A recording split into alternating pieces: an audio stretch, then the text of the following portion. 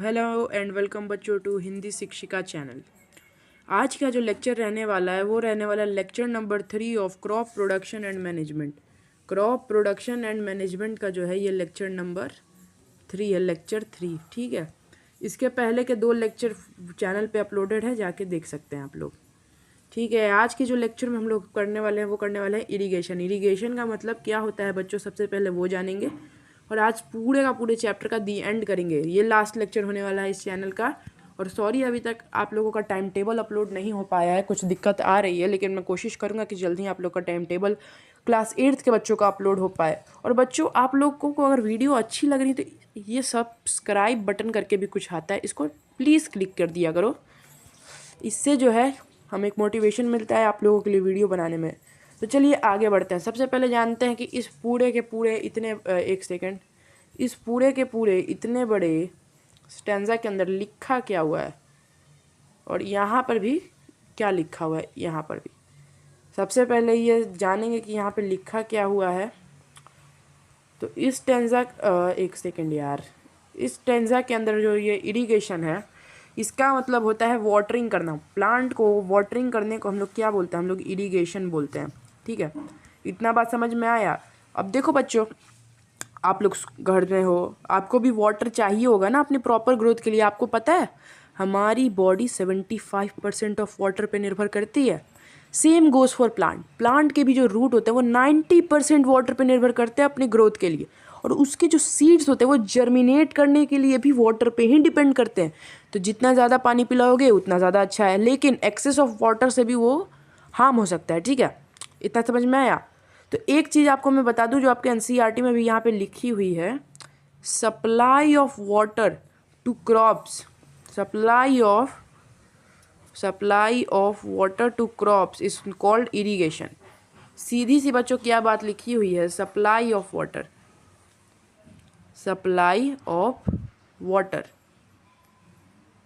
To crops is known as irrigation. इतनी बात आप लोग को समझ में आई। क्रॉप को पानी सप्लाई करने को हम लोग बोलते हैं irrigation. The time and frequency of irrigation varies from crop to crop. देखिए बच्चों, सीधी सी बात मैं आपको बताता हूँ। आप अपने भाई से डिफरेंट हो गए, अपनी बहन से डिफरेंट हो गए, अपने मतलब किसी भी कज़न से डिफरेंट हो गए। सेम गोज़ फॉर क्रॉप भी डिफरेंट वैरायटीज़ की आती हैं। हम लोग ह्यूमन्स है तो हमारा नेचर अलग है, कोई एनिमल है तो उसका नेचर अलग है, कोई अदर लिविंग ऑर्गेनिज्म है जैसे बैक्टीरिया है, अदर थिंग्स है, उनका नेचर अलग है। सेम गोज़ फॉर क्रॉप में भी बहुत डिफरेंट वैराइटीज़ के भी क्रॉप आते हैं। वो मैंगो का क्रॉप है, वो बोल सकते हैं वो वेजिटेबल का क्रॉप है, वो फ्लावर्स का क्रॉप है, वो फ्रूट्स का क्रॉप है। तो वो अलग अलग क्रॉप्स का अलग अलग वैरायटी होता है, तो उसको टाइम टू टाइम उसका डिफ्रेंशिएट करता है। मैंने आपको चैप्टर के स्टार्टिंग में 2 टाइप के सीज़न बताए थे, अगर आप लोग को याद हो तो। खरीफ सीज़न एक सीज़न था और एक था रबी सीज़न। अब इनके अंदर जो क्रॉप ग्रो होते हैं वो तो डिफरेंट होते होंगे एक दूसरे से, सही बात है ना। अब मैं आपको बोलूँ जो खरीफ सीज़न के अंदर मैंने उगाया है, जो मैंने खरीफ के अंदर उगाया है, मैं उसको क्या रबी के अंदर कभी भी उगा सकता हूँ बच्चों? कभी नहीं उगाएगा। क्यों? क्योंकि उसको क्लाइमेटिक कंडीशन अलग चाहिए। क्या अलग चाहिए? क्लाइमेट अलग चाहिए उसको। सिर्फ क्लाइमेट चाहिए, क्लाइमेट अलग चाहिए उसको। फिर उसके बाद टेम्परेचर अलग चाहिए उसको, सॉइल ह्यूमिडिटी अलग चाहिए उस टाइम पे। तो ये सारे factors different varieties of crops के लिए क्या करते हैं बच्चों? अफेक्ट करते हैं। ये चीज़ आप लोग को जानना बहुत ज़्यादा ही ज़रूरी है। Different types of crops vary कर जाते हैं, एक दूसरे से। Same goes for here. यहाँ पे भी आप लोग को लिखा हुआ है कि time to time frequency of crop अलग होता है। In summers the frequency of watering is higher. अब देखिए, जो जेद मैंने एक क्रॉप बताया था आप लोग को, जेद एक्स्ट्रा में जेद एक क्रॉप बताया था मैंने, जो कि मोस्टली कब ग्रो होता है? जो कि मोस्टली समर सीज़न के अंदर ग्रो होता है। मोस्टली वो कब ग्रो होता है? समर सीज़न के अंदर ग्रो होता है। तो यानी समर के अंदर कोई भी क्रॉप ग्रो हुआ तो उसको क्या चाहिए? उसको वाटर ज़्यादा चाहिए, ना उसको बच्चों। समर के अंदर कोई भी क्रॉप ग्रो हुआ तो उसको वाटर ज़्यादा चाहिए। क्यों? क्योंकि उस टाइम पे जो सॉइल होती है वो ड्राई होती है, तो उसको वाटरिंग ज़्यादा चाहिए, वाटर ज़्यादा चाहिए, सीधी सी बात। अगला है source of irrigation, very important topic, source of irrigation. ऐसा ही लिख देता हूँ मैं, सोर्स ऑफ इरिगेशन, ठीक है। वेरी इंपॉर्टेंट टॉपिक इसलिए है क्योंकि इससे हम लोग जानेंगे कि जो वाटर में जो क्रॉप है उसमें हम लोग वाटर कहाँ से देते हैं। किसी भी चीज़ का कोई सोर्स होता है ना। अब आप लोग एग्ज़ाम के लिए तैयारी कर रहे हो, मान लो आप लोग एग्ज़ाम के लिए तैयारी कर रहे हो, तो उसके लिए भी आप लोग मेरे चैनल पे आए हो पढ़ने के लिए, किसी और के चैनल पे गए हो पढ़ने के लिए, तो वो आपके लिए क्या हुआ, प्रिपरेशन का एक सोर्स हुआ। सेम यहाँ पे भी है इरिगेशन का सोर्स। अब हम लोग इरिगेशन का सोर्स किसको कह सकते हैं, आप लोग खुद ही दिमाग लगाओ कि आप लोग पानी कहाँ से लेते हो। आप लोग पानी जो है ट्यूबवेल से ले सकते हो, ट्यूबवेल से, किसी भी पॉन्ड से ले सकते हो, किसी भी लेक से ले सकते हो, किसी भी रिवर से ले सकते हो। तो ये सब क्या हुआ, ये सब इरिगेशन का सोर्स हुआ। और एक फैक्ट जान लो, एक फैक्ट जान लो कि जो क्रॉप्स रिवर्स के पास होते हैं ना, रिवर्स के पास जो क्रॉप्स होते हैं उनको क्या मिलता है, उनको मिलता है अलूवियल सॉइल। जो कि क्या होता है, अलूवियल सॉइल जो होता है आप लोग का बच्चों, जो कि अलूवियल सॉइल होता है वो सबसे ज़्यादा गुड माना जाता है। गुड किस चीज़ के लिए, क्रॉप ग्रो करने के लिए बहुत ज़्यादा बेनिफिशियल होता है अलूवियल सॉइल क्रॉप को ग्रो करने के लिए। तो सेम चीज़ यहाँ पे लिखी हुई है, सोर्स ऑफ इरिगेशन। मैं होप करता हूँ आप लोग को क्लियर हो गया होगा इरिगेशन पूरा, क्योंकि हमने बहुत इंटरेस्टिंग तरीके से जान लिया है। अब इरिगेशन समझ लिया है तब उसके मेथड भी तो जान ले भाई। अगर उस इरिगेशन तो समझ गए सर, अब बताओ इरिगेशन करते क्या कौन कौन से तरीके से हैं। तो इसका बेसिकली दो तरीका होता है, एक होता है पुली सिस्टम, एक होता है चेन सिस्टम। तो सबसे एक एक करके सारे मेथड समझेंगे, पुली सिस्टम भी समझेंगे और चेन पंप मेथड भी समझेंगे। अभी तक जो मैंने समझाया आप लोग को समझ में आया तो कमेंट में लिख दीजिएगा कि हाँ आ गया सर, ठीक है। अब NCERT इसके अंदर कुछ मेथड कुछ फ़ोटोज़ दी हुई हैं जिनको मैंने ब्लैक कलर से हाईलाइट कर दिया है। कुछ देख लीजिए यहाँ पे ये कुछ फ़ोटोज़ दी हुई हैं। अब ये फ़ोटोज़ कहना क्या चाहती हैं, सबसे पहले इस फ़ोटो के ऊपर नज़र डालिए। ये जो आपकी फ़ोटो है, मैं एक सेकेंड इसको अगर थोड़ा बढ़िया से कर दूँ,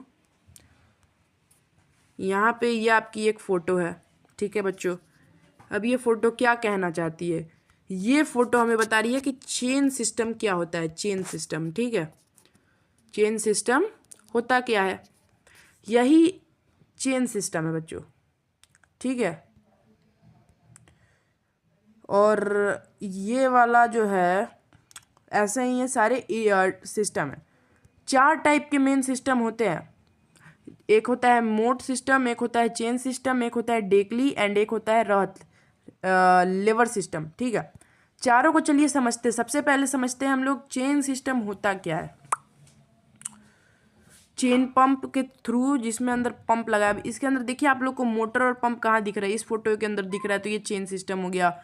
ये वाला जो है आपका पुली सिस्टम हो गया, ये वाला देखली सिस्टम हो गया आप लोग का, ये वाला हो गया आपका राहत सिस्टम, ठीक है। समझ गए आप लोग फोटो की थ्रू हुई।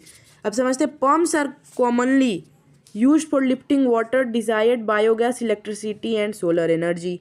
ये चीज़ इम्पॉर्टेंट है, इससे एकदम रट लेना है इसको कि ये इम्पॉर्टेंट है, ठीक है। ये इम्पॉर्टेंट है, की पॉइंट है, इम्पॉर्टेंट है, इसको लिख लीजिए। की पॉइंट है भैया मेरा, इम्पॉर्टेंट है। भैया ने बता दिया की पॉइंट तो 100% आएगा, वरना चैनल पे मत आना। सीधी सी बात भैया कि भैया जो भैया ने बता दिया वो एग्ज़ाम में आना ही आना है।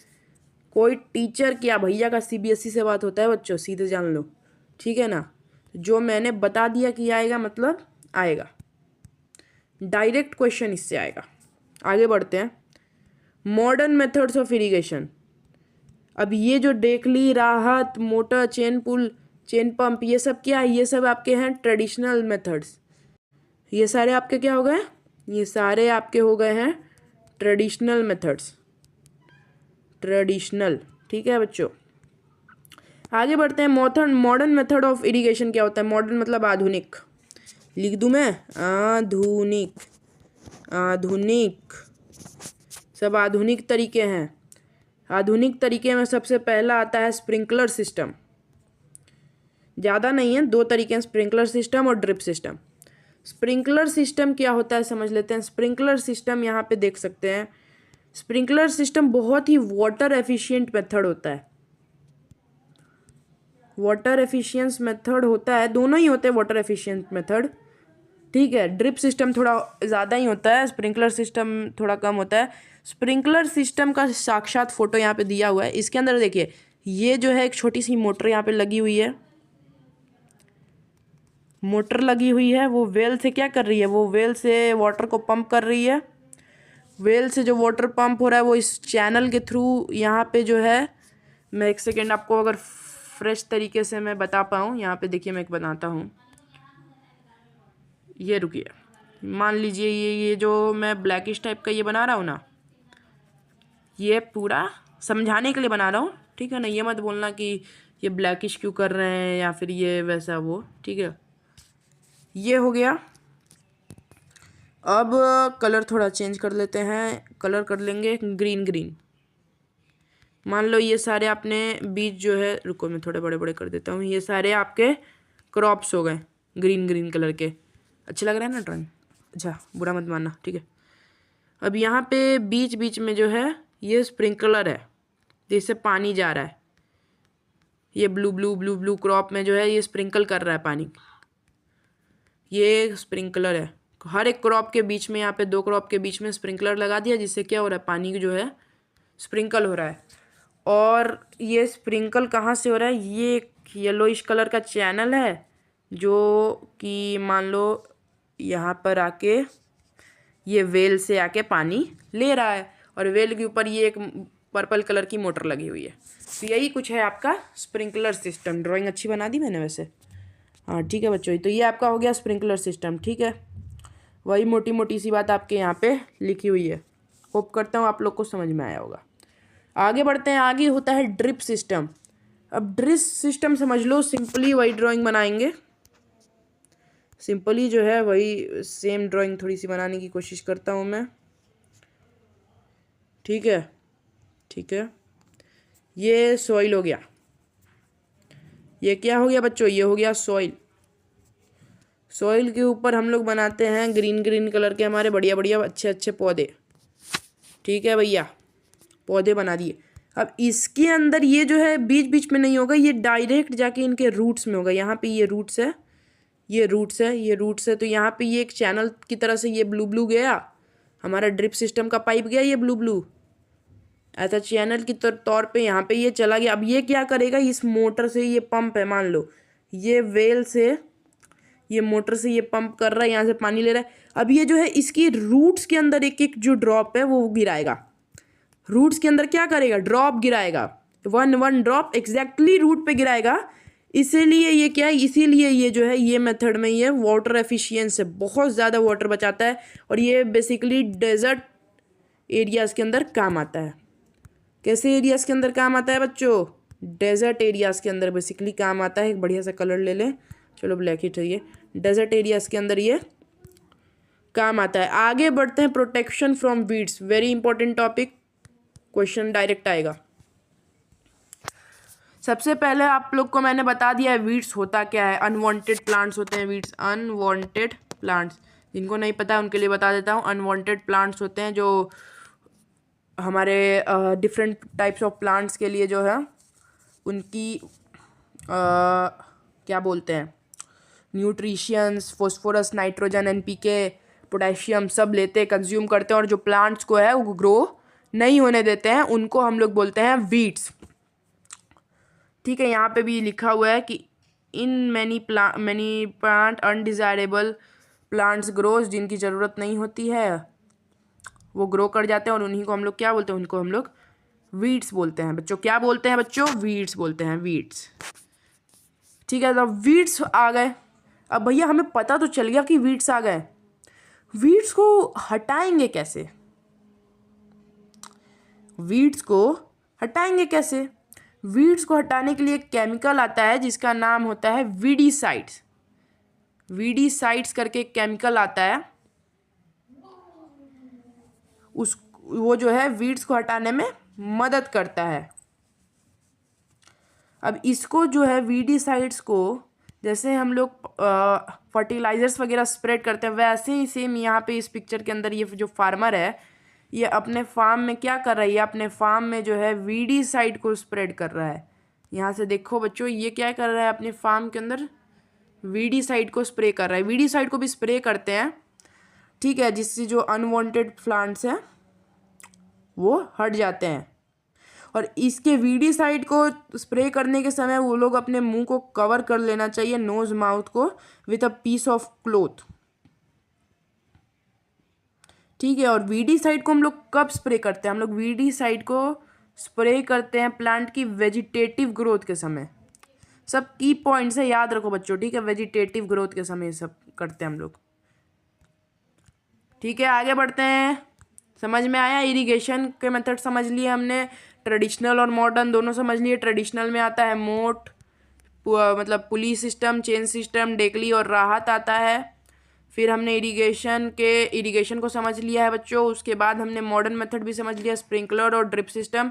उसके बाद जो है आपका प्रोटेक्शन फ्रॉम वीड्स भी हमने समझ लिया है।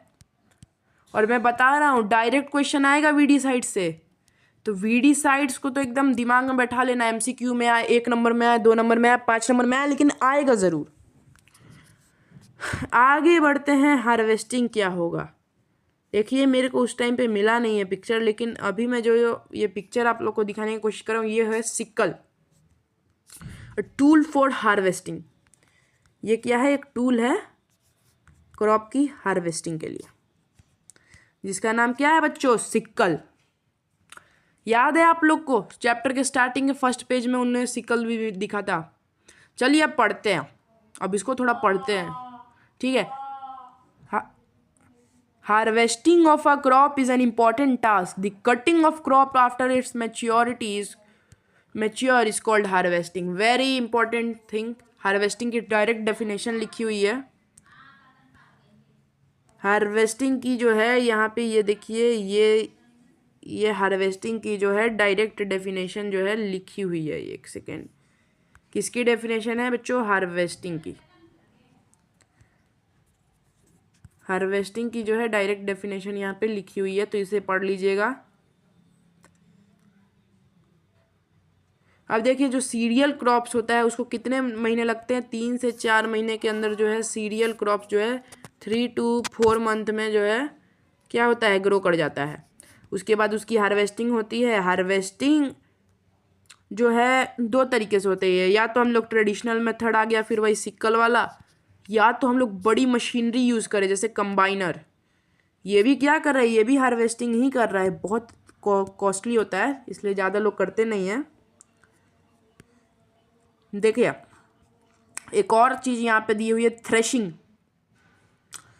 बता दें, harvesting in our country is either done manually by sickle और बाय मशीन कॉल्ड हार्वेस्टर। देखिए दिया हुआ है, in the harvested crop the grain seeds need to be separated from the shaft, this process is called threshing. Sorry बच्चों, मैंने एक चीज़ गलत बता दी आप लोग को कि हार्वेस्टिंग मशीनरी से कंबाइन के थ्रू, कंबाइन से जो है थ्रेशिंग किया जाता है और कंबाइन से थ्रेशिंग किया जाता है, और हार्वेस्टिंग जो है हार्वेस्टर से किया जाता है। ये एक मेरी फॉल्ट हो गया था, ठीक है कोई बात नहीं। अब सीड ग्रेन्स को जो है, ये देखो ये पूरा पूरा ग्रीन ग्रीन ग्रीन ग्रीन यहाँ पे दिख रहा है ना, अब इसमें से सीड ग्रेन्स को भी अलग करेंगे और कचरा को भी अलग करेंगे। तो सीड ग्रेन्स को जो अलग करने का प्रोसेस होता है उसको थ्रेशिंग बोलते हैं, ठीक है। यही चीज़ यहाँ पे लिखी हुई है। अब एक ये मैं हमेशा बॉक्स, इसको हमेशा मैं बहुत सीरियसली लेता हूँ इस बॉक्स को, तो आज भी सीरियसली लेंगे। लिखा है, after harvesting sometimes stubs are left in the field which are burned by farmers. Paheli worries, she knows that it causes pollution. It may also catch fire and damage the crops lying in the fields. अब देखिए बच्चों, कुछ time जो है बच जाता है, इसको काट तो लिया। अब ये जो बचा हुआ है जिसको हम लोग क्या कहते हैं, इसको हम लोग हिंदी में पराली बोलते हैं, पराली। अभी बहुत फेमस हुआ था पराली का केस, जो दिल्ली में पॉल्यूशन था, हाल ही का ही बता रहा हूँ, ज़्यादा ये पुराना नहीं है पराली वाला। पॉल्यूशन का कारण जो है पराली बताई जा रही थी कि जो पंजाब के फार्मर्स हैं उन्होंने जलाई है पराली, इसलिए पॉल्यूशन हुआ है। तो वो पंजाब के फार्मर्स ने जो पराली जलाई वो क्या है, हार्वेस्टिंग के बाद बचा हुआ वेस्ट है। हार्वेस्टिंग के बाद बचे हुए वेस्ट को ही क्या बोलते हैं बच्चों, पराली बोलते हैं। आगे बढ़ते हैं। Farms with small holdings of lands do the separation of grain and sharp. देखिए अब इसमें भी है कि सेपरेशन ऑफ ग्रेन्स के भी दो मेथड है। एक जान लीजिए traditional sharp by separation of grain and sharp by winnowing. एक तो विनोइंग से कर लीजिए या फिर डायरेक्ट कंबाइनर से कर लीजिए, ठीक है। दो चीज हो गया आपका।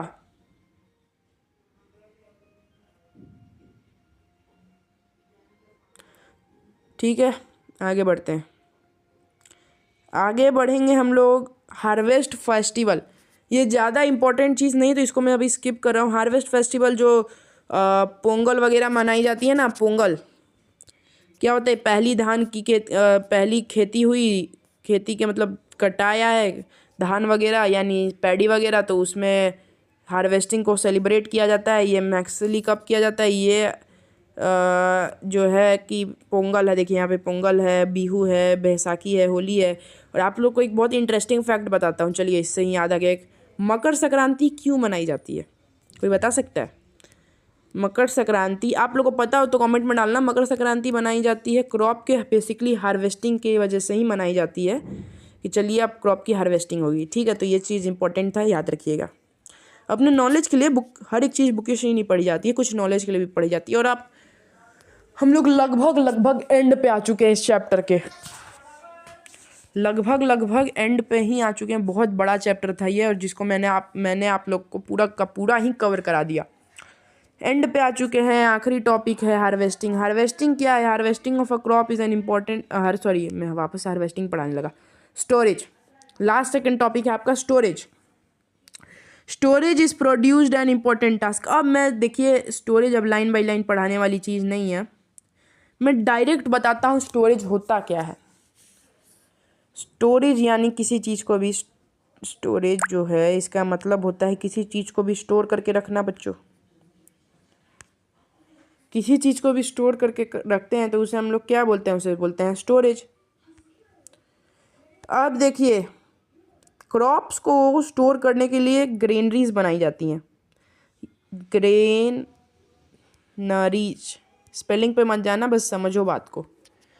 अभी ये जो एक पिक्चर यहाँ पे दी हुई है, ये क्या चीज़ का पिक्चर दिया हुआ है? ये पिक्चर दिया हुआ है ग्रेनरी का। Food corporation of India FCI का ये पिक्चर जो है यहाँ पे आपको दिया हुआ है, जिसके अंदर क्या है, जिसके अंदर ग्रेन जो है स्टोर है। ग्रेन जहाँ स्टोर किया जाता है उसको ग्रेनरी बोला जाता है। सीधी सी बात, यही चीज़ आपके स्टोरेज के अंदर मेन इंपॉर्टेंट चीज़ थी। और अगर बहुत ज़्यादा मात्रा में ग्रेन को स्टोर किया जाता है तो उसको सॉइल्स भी बोला जाता है, ग्रेनरीज भी बोला जाता है। आप लोग दोनों चीज़ लिख सकते हो, और कुछ इंपॉर्टेंट है नहीं। एक चीज़ इंपॉर्टेंट है कि ग्रेन को जो है कीड़े लगने से बचाने के लिए हम लोग उसके साथ रख देते हैं नीम लीव्स। नीम लीव्स रख देते हैं, ड्राइड नीम लीव्स, जिससे उसको अंदर क्या होता है, उसके अंदर जो है बैक्टीरिया या फिर दूसरे टाइप के कीड़े नहीं लगते, और जिसके कारण वो क्या होता है बहुत दिन तक सस्टेन कर पाता है, ठीक है। ये चीज़ इंपॉर्टेंट है तो ये याद रखिएगा। अब आ चुके हैं हम लोग लास्ट टॉपिक के अंदर, इस चैप्टर के बिल्कुल लास्ट टॉपिक में पहुंच गए, जो कि है फूड एंड एनिमल। मैंने जैसा कि प्रॉमिस किया था पूरा चैप्टर इस वीडियो में कवर कर देंगे, और वीडियो ज़्यादा लंबा भी नहीं हुआ है, मेरे ख्याल से 14 मिनट का उधर है और 5-6 मिनट का उधर होगा, वही 20 मिनट के अंदर हमने जो है पूरा इरिगेशन से लेके एनिमल एंड फूड तक पहुंच चुका है। तो चलिए इसको भी मैं बता ही देता हूँ। बेसिकली इसके अंदर भी कुछ नहीं है, इसके अंदर एक टेबल आप लोग को दी हुई है, तो वो आप लोग कर लीजिएगा, बच्चों वाली टेबल है। मेन चीज़ है बता रहा है कि व्हेन दिस इज जब एनिमल्स को लार्ज स्केल पे पाला जाता है तो उसे हम लोग एनिमल हस्बेंड्री बोलते हैं। एनिमल वेस्ट जो है कि मैन्योर फर्टिलाइज़र की तरह काम आता है।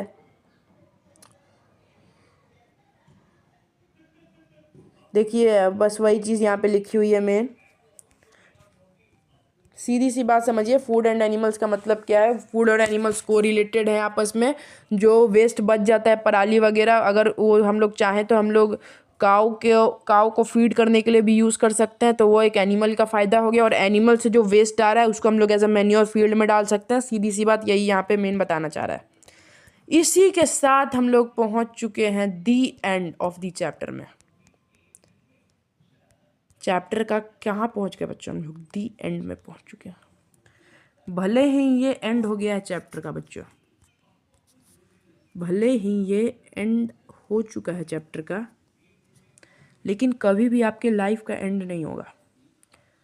आप गिरोगे ज़रूर, लेकिन फिर उठना है, उठना है, फिर खड़े होना है और फिर लड़ना है। क्यों लड़ना है? क्योंकि हमें हमेशा आगे बढ़ना है। दूसरों की तरह भीड़ में चलोगे ना, दूसरों की तरह अगर कभी भी भीड़ में चलोगे, कभी सक्सेस नहीं हो पाओगे। खुद के अंदर सोचो कि तुमने क्या अलग किया है दूसरों से, या तुमने कुछ अलग रास्ता अपनाया है। इसी के साथ thank you very much for watching this video. और यही था आपका आज का मोटिवेशनल मंत्र। आज के साथ मैं आपको हर एक वीडियो के लास्ट में एक मोटिवेशन ज़रूर दूंगा। तो ठीक है बच्चों, इसके बाद आपकी मैथ्स का पहला लेक्चर होने वाला है, और शायद कल आपका जो है इसका मैं NCERT क्वेश्चन आंसर्स भी कराऊं। ठीक है, इसी के साथ साइन ऑफ, हिंदी शिक्षिका। Thank you.